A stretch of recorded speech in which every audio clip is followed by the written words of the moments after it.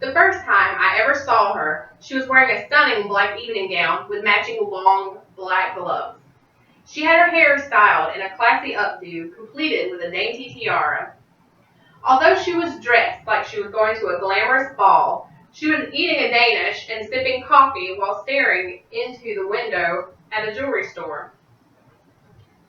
The scene in which I saw her was that of the opening sequence of Audrey Hepburn's iconic movie, Breakfast at Tiffany's. Something about this whimsical young woman disarmed me. While other girls idolized Marilyn Monroe, I preferred the timeless elegance and sophistication of Audrey Hepburn. This childhood fascination with such an iconic celebrity evolved into a deep admiration once I learned more of the endearing woman behind the black, oversized Wayfarer sunglasses. Her participation in the Dutch resistance against the Nazis and her humanitarian efforts sealed my admiration and aspiration to follow suit after Audrey Hepburn.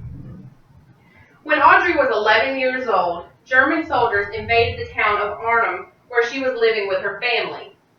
Her Uncle Willem and cousin Franz were executed for participating in the Dutch resistance.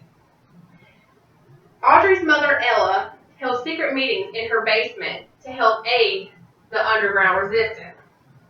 Out of fear for her safety, Ella enrolled Audrey in school under the name Etta von Heemstra and instructed her to speak only Dutch. Ella's courageous spirit made an impression on her young daughter. Audrey used her passion and talent to also aid the Dutch cause. She gave money that she raised by teaching younger girls dance and piano to the underground Dutch resistance. Throughout the nightmarish reign of the Nazis, Audrey witnessed monstrosities and cruelty demonstrated by the German soldiers. Some speculation has been made that the atrocities she endured in World War II led her to live a life dedicated to humanitarian efforts. After World War II, Audrey attended a world-renowned ballet school. From there, she embarked on a fruitful career in British film that finally led her to being cast in iconic roles such as Gigi, Roman Holiday, War and Peace, and Funny Face. At the end of the 1960s, Hepburn chose to retire from acting while she was still on top and focus on raising her children. In 1988, Audrey began working as a Goodwill ambassador for the United Nations Children's Fund. She worked to help children in Latin America and Africa.